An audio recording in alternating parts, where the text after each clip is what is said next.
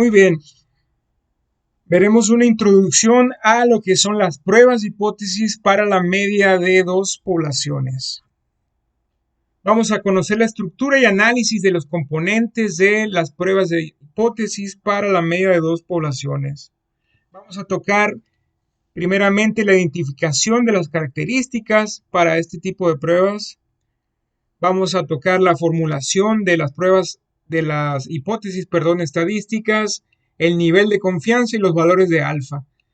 Asimismo, vamos a tocar lo que son los supuestos estadísticos y vamos a dejar para un posterior video a partir del punto 5 al 9. Eso los vamos a ver en un video que se va a titular Pruebas de hipótesis para la media de dos poblaciones resuelto a mano, donde vamos a tocar todos estos puntos desde el 1 hasta el 9. Vamos a tocar cada uno de estos puntos, pero en un ejercicio completamente resuelto. Muy bien, empezamos con el punto 1. ¿Cuándo trabajar con pruebas de hipótesis para la media de dos poblaciones? La única característica, tal cual como lo dice el título de la prueba, hipótesis para la media de dos poblaciones. Entonces, el único requisito es trabajar, evaluar o investigar dos poblaciones. Eso es lo único. No puedo comparar una, no puedo comparar 3, 4, 5, solamente dos poblaciones. Vamos a aterrizarlo con diferentes ejemplos. Podemos comparar dos diferentes años. Aquí yo tengo solamente como ejemplo 2019 contra 2020. Por ejemplo, puedo evaluar la productividad en dos diferentes años de una empresa. Es decir, por ejemplo, tal empresa Bimbo, la productividad del 2019 comparada con el 2020. Para conocer que si ha tenido crecimiento o si su productividad no ha sido buena, etc. Hablando otro ejemplo sobre años, pudiéramos evaluar la contaminación en cierto lugar en dos diferentes años. Por ejemplo, aquí en la ciudad de La Paz, Baja California Sur, la contaminación en el año 2019, comparada con la del 2020. Asimismo, no sé, pudiera ser otro ejemplo, el uso de energías renovables en el mundo en estos dos diferentes años. Inclusive voy a poner un ejemplo así muy banal, solamente para que se den idea de todo lo que se puede evaluar. Yo pudiera evaluar, inclusive algo así muy banal como las horas que pasó cierta persona en Facebook, ¿no? En el año 2019 comparada con el 2020, ¿no? Pudiéramos conocer en ese análisis si la persona ha estado más tiempo en un año u otro en Facebook, ¿no? Por ejemplo. Muy bien. Asimismo, pudiera ser la venta de un producto en dos diferentes años, ¿no? Para ver si existen diferencias significativas en esos años o no. Y lo que está interesante de la evaluación, pues es precisamente las conclusiones y discusiones, ¿no? La razón de por qué sí existen diferencias significativas o por qué no existen diferencias significativas. Pero eso ya es otro asunto. Asimismo, en vez de años, pudiera ser dos diferentes meses. Seguimos cumpliendo con la regla, ¿no? La única característica donde sean dos poblaciones. En este caso, ahora mis poblaciones son dos diferentes años, junio y julio. Vamos a poner un ejemplo reciente. Imagínense que quiero evaluar los casos de COVID-19 en un municipio o en un estado en específico en el mes de junio y julio, para ver si existieron diferencias significativas en los casos reportados en esos dos diferentes meses, ¿no? Asimismo, pudiera ser en dos diferentes periodos de tiempo. A ver, un ejemplo con periodos de tiempo. Ok. Queremos conocer o evaluar los accidentes que hubo en un mismo semáforo, pero en dos diferentes series de tiempo. Imagínense que queremos comparar los accidentes registrados en un, en un semáforo de tal hora a tal hora comparada con de tal hora a tal hora, ¿no? Por ejemplo, también puede ser mañana comparada con tarde o tarde comparada con noche, solamente para que se den una idea, ¿no? Muy bien, ¿qué más ejemplos pudiéramos tener? Por ejemplo, la comparación de o evaluación de dos diferentes gasolinerías en un mismo sitio o en una misma colonia. Supongamos que en tal colonia están estas dos gasolinerías y yo quiero evaluar a ver cuál gasolinería me da los litros completos o, dicho de otro modo, qué gasolinería me roban más, ¿no? Yo pudiera tomar mis muestras, tantas muestras en la gasolinería Pemex y después tantas muestras en la gasolinería Chevron y ver si existen diferencias significativas en los litros que están dando o en los mililitros que están robando, ¿no? Obviamente tendría que tomar muchas consideraciones para realizar un análisis, ¿no? Si lo quisiera hacer un análisis real, por ejemplo, los tiempos en los que yo tome las muestras, ¿no? No es lo mismo tomar mis muestras en Pemex, por ejemplo, en la mañana o a mediodía, o a las 4 de la tarde y en Chevron en la noche, ¿no? Pero esa es otra cuestión, eso tendría que ser con el diseño experimental para que la evaluación fuera totalmente viable, ¿no? Porque obviamente más aquí en la ciudad de La Paz, acorde a las diferentes temperaturas, obviamente podría haber variación en los litros, ¿no? Bien, ¿qué otro ejemplo? Yo pudiera, por ejemplo, construir dos diferentes aerogeneradores o prototipos de aerogeneradores. Un prototipo de un aerogenerador con un material y otro prototipo de aerogenerador, obviamente con otro material, ¿no? Para ver si existen diferencias significativas en la generación de electricidad con uno o con otro prototipo. Asimismo, pudiera evaluar, por ejemplo, dos diferentes municipios, así como lo vemos aquí, La Paz contra Los Cabos, en, no sé, ¿no? En los ingresos, en la cantidad de mililitros de lluvia que caen en la ciudad de La Paz y Los Cabos, el turismo, la afluencia turística en La Paz y Los Cabos, por decir ejemplos, ¿no? Y así como son municipios, pudiera, por ejemplo, yo tener estados, inclusive países, ¿no? Muy bien, otro ejemplo más para tratar de clarificar y de que se den una idea de las múltiples evaluaciones que se pudieran realizar. Imagínense que ustedes tienen un negocio o una persona tiene un negocio donde ofrece dos diferentes tipos de tacos, ¿no? Y quiere conocer si existen diferencias significativas en la venta de un producto u otro, por decir un ejemplo, ¿no? Muy bien, vámonos al punto 2, que es las hipótesis estadísticas. Las hipótesis estadísticas son una proposición o supuesto sobre los parámetros de una o más poblaciones. Existen dos tipos de hipótesis estadísticas: la hipótesis nula, que le identifican como H subíndice 0, y la hipótesis alternativa como H subíndice A. Aquí les pongo una descripción que me encontré en internet. La hipótesis nula consiste en una afirmación acerca de la población de origen de la muestra. Usualmente es más simple que su antagonista.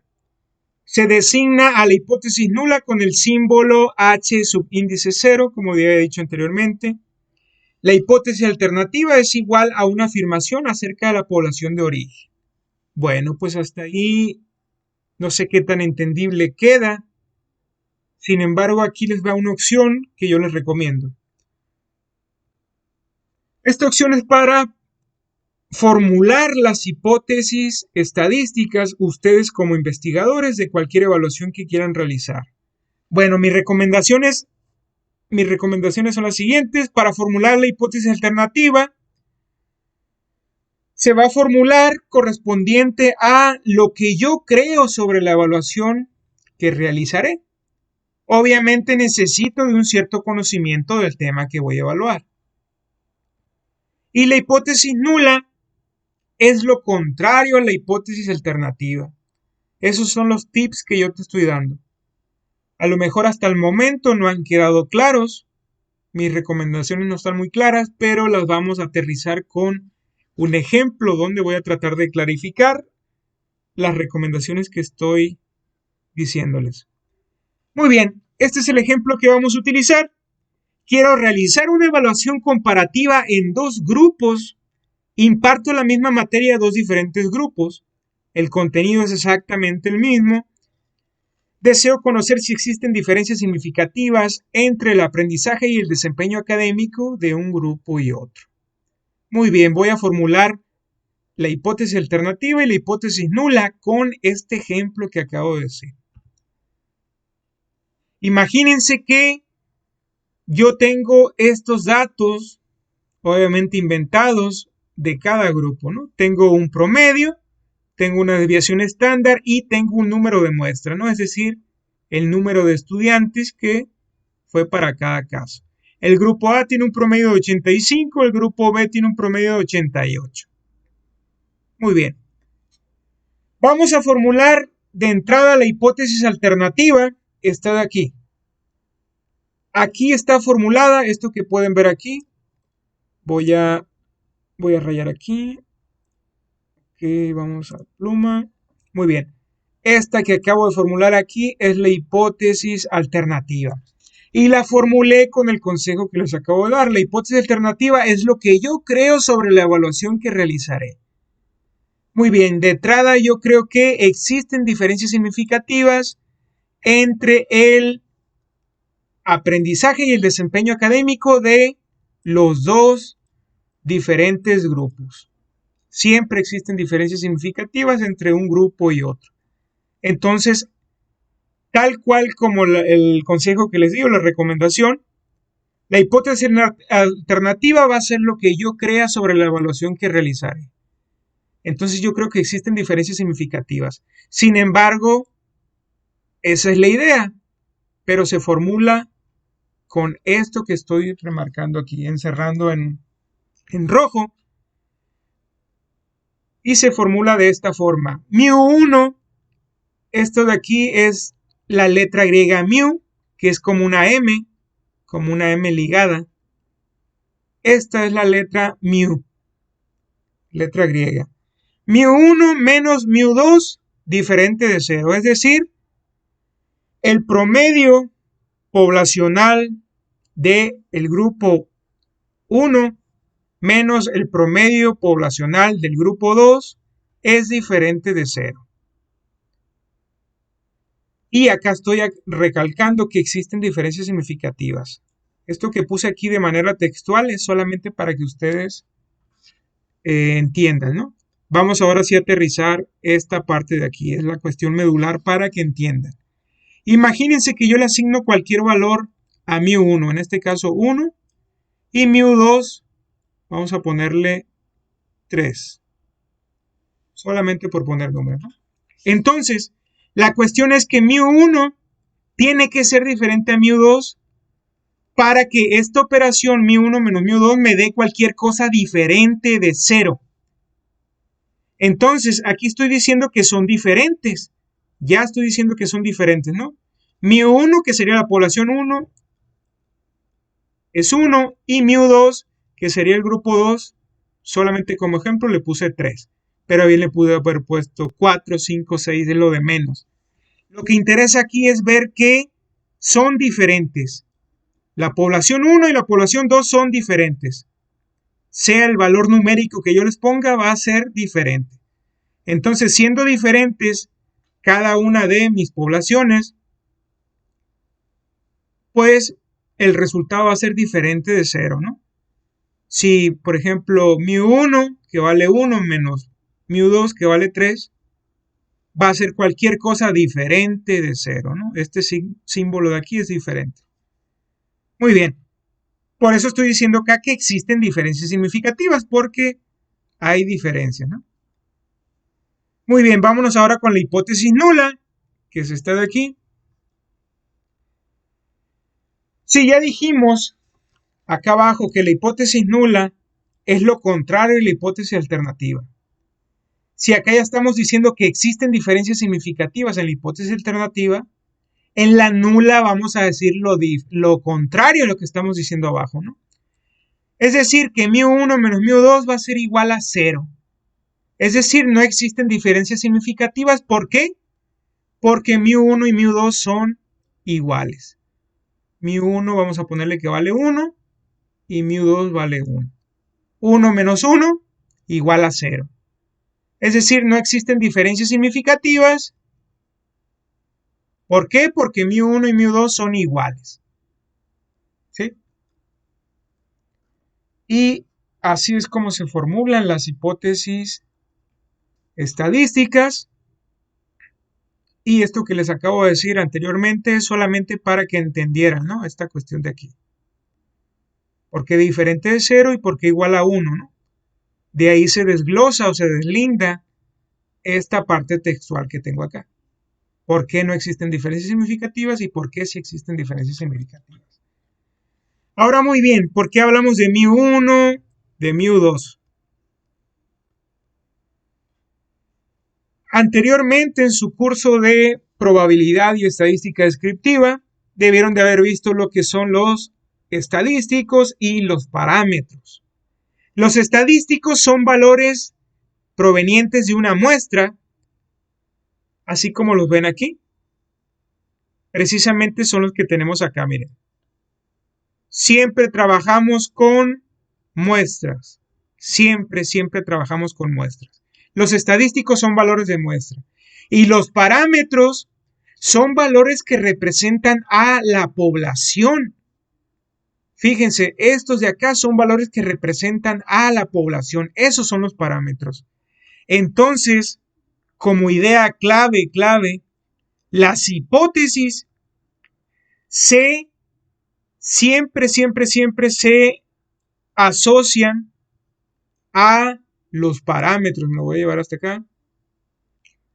A los parámetros. Van en función de los parámetros. Por eso es que aquí tenemos μ1 menos μ2. Si se dan cuenta, este es el promedio para la población, porque hablamos de estadístico, y el equivalente es μ, pero para parámetros, ¿no? Es decir, este μ, como quien dice, es el promedio poblacional, y esta de aquí, X testada, es el promedio, pero de la muestra. Este de aquí, S, es la desviación estándar de la muestra. Y este de acá, esta letra griega se llama sigma. Y es la desviación estándar, pero de los parámetros, ¿no? Es decir, de la población. Entonces, las hipótesis estadísticas siempre se formulan sobre la población. Es decir, sobre los parámetros. ¿Sí? Esa es la idea clave. Las hipótesis siempre se formulan sobre la población, es decir, los parámetros, ¿no? Por eso aquí estamos tocando μ, ¿sí? μ, aquí está, es el equivalente al promedio, ¿no? Entonces, aquí está la primera parte. Promedio de una muestra, promedio de una población. Las hipótesis siempre van en función de la población o los parámetros. Muy bien, punto 3, nivel de confianza y valores de alfa. Este de aquí es alfa, la letra griega alfa, sin embargo, parece así como una A normalita aquí, ¿no? No sé por qué se puso así. Puso el símbolo de alfa y así quedó. Bueno, así como en cualquier cosa, siempre existe un cierto nivel de confianza y un nivel de error. Precisamente este nivel de error es lo mismo que decir el valor de alfa.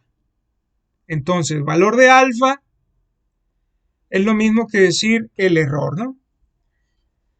Muy bien, el nivel de confianza el investigador decide el nivel de confianza a utilizar. Primer punto clave. ¿Cuáles son los 3 niveles de confianza más utilizados? Aquí los pueden ver. Al 90, 95 y 99% de confianza. El más utilizado aquí y en cualquier parte del mundo es al 95% de confianza. Al 99% es una prueba muy rigurosa. Fíjense, aquí nomás quedaría 1% de error. Y al 90% de error, pues se deja mucho margen a el error. Entonces, por eso se utiliza más al 95% de confianza. Solamente queda volando un 5% de error.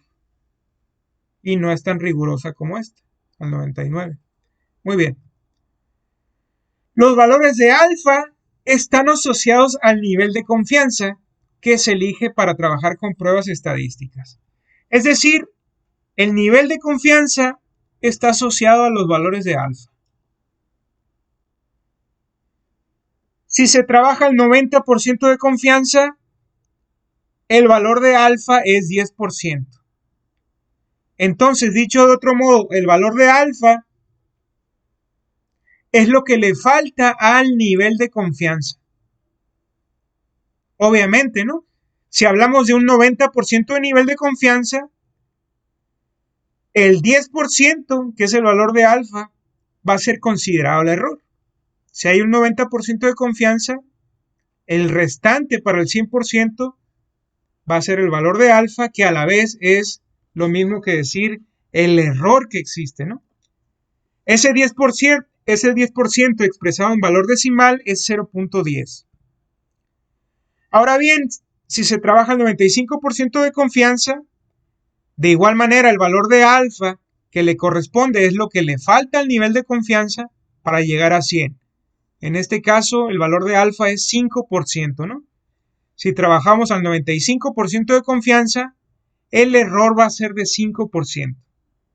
Ese 5% expresado en valor decimal es 0.5.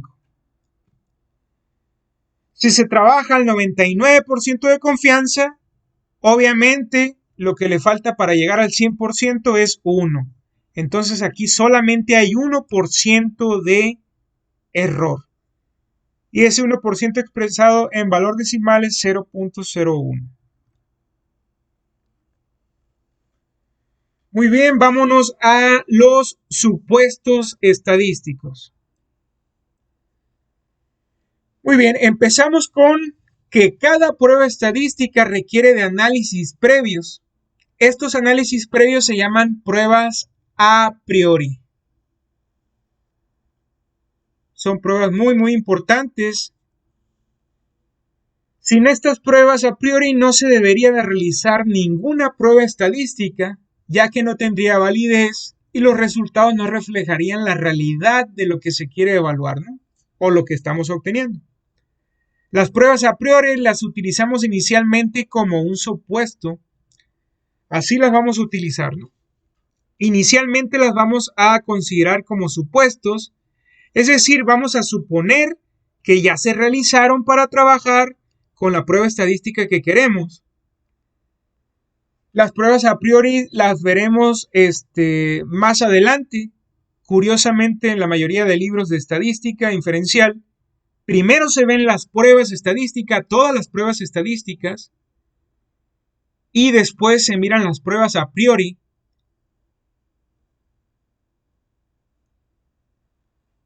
Muy bien, solamente veremos estos supuestos para que conozcan la estructura y lo que significa cada uno de estos. Muy bien, la normalidad se calcula, es una de las pruebas a priori. Para saber si existe normalidad se debe de calcular. La aleatoriedad depende de nosotros como investigadores y la independencia igual. Entonces la normalidad es una prueba a priori. Sin embargo, vamos a ver qué significa cada una de estas. Como dijimos anteriormente, posteriormente vamos a ver las pruebas a priori. En este caso vamos a suponer para poder empezar a trabajar.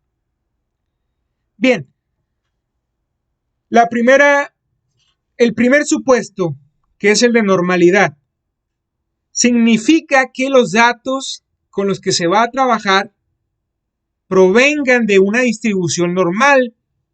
Es decir, la mayoría de los datos se concentra en el centro de la distribución, incluyendo el promedio, y habrá o existirán muy pocos datos por encima y por debajo de ese promedio. Muy bien, vamos a aterrizarlo con un ejemplo.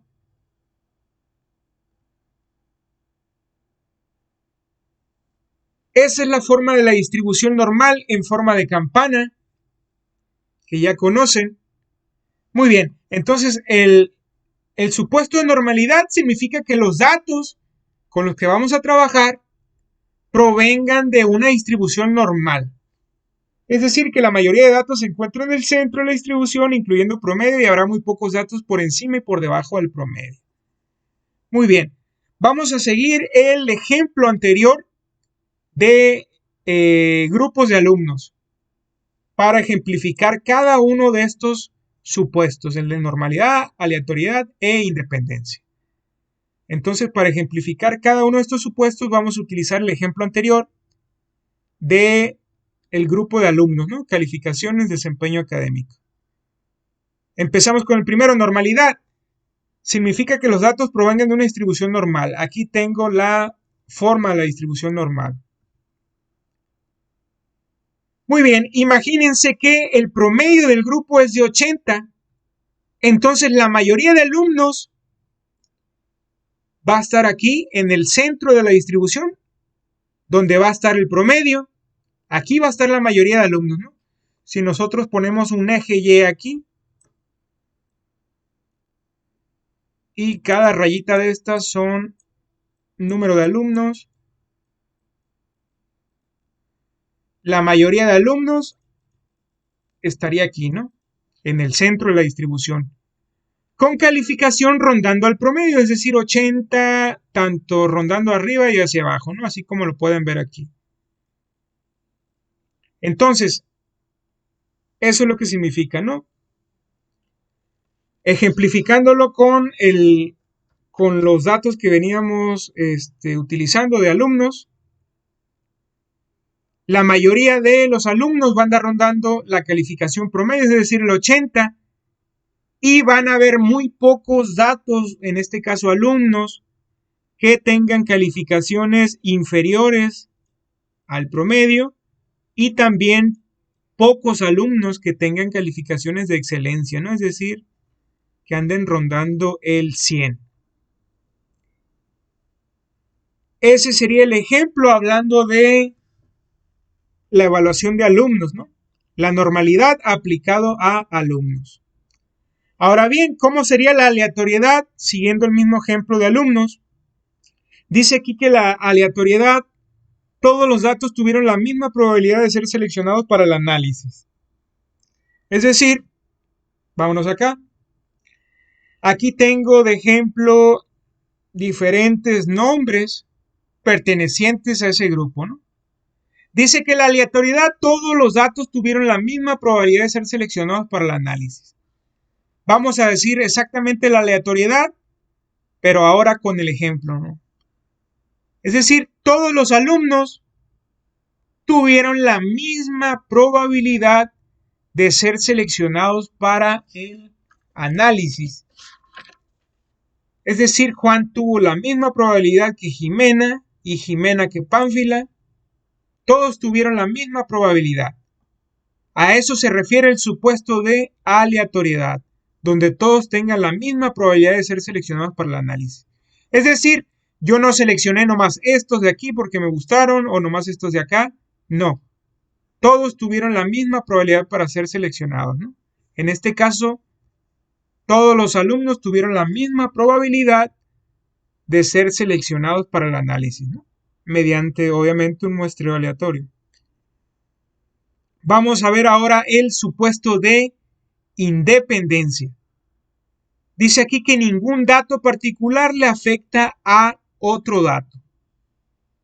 Eso es lo que tendría que ver independencia, ¿no? Eso es lo que significa ese supuesto. Vamos a ver ahora un ejemplo de independencia con el ejemplo que venimos trabajando de alumnos. Dice aquí que ningún dato particular le afecta a otro. Es decir, la calificación de Paquito en nada le va a afectar a la calificación de Jimena, ni la calificación de Jimena en nada le va a afectar a la de Pánfila, y así para cada uno. Independencia, eso es, ningún dato particular afecta a otro. Si algún dato mío afectara a otro, se viola este supuesto de independencia. Si ninguno de los datos o alguno de los datos no hubieran tenido la misma probabilidad de ser seleccionados para el análisis, o que yo haya seleccionado así nomás algunos, sin ningún método, estaría violando este supuesto. Ahora bien, si yo no estoy trabajando con datos que provengan de una distribución normal, es decir, de este tipo, donde la mayoría de datos se encuentra en el centro de la distribución y existan muy pocos datos por debajo y por encima de este promedio, también violaría lo que es el supuesto de normalidad. Y al violar cada uno de estos supuestos de normalidad, todo lo que yo obtenga a partir de mi evaluación no va a ser fiable, es decir, vamos a tener error. No deberíamos ni de estar haciendo ninguna prueba estadística, ¿no? Entonces, estos supuestos vamos a suponerlos para realizar las pruebas estadísticas. Sin embargo, deben de ser conscientes que ninguno de estos se debe de violar.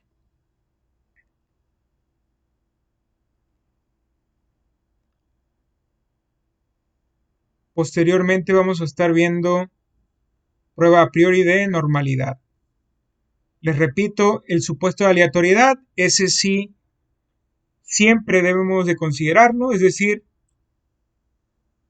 siempre tener presente que a la hora de seleccionar nuestros datos, nuestras muestras, tengan la misma probabilidad de ser seleccionados para el análisis, ¿no? Y el supuesto de independencia, que ningún dato le afecte a otro. Entonces, si estos supuestos se cumplen, estamos bien y ya podemos hacer cualquier prueba estadística, ¿no? Muy bien. En un próximo video, que se titula Pruebas de hipótesis para el medio de dos poblaciones, resuelto a mano, estaríamos viendo todo esto que miramos en un ejercicio real resuelto de principio a fin. Esto solo fue la introducción a este tipo de pruebas.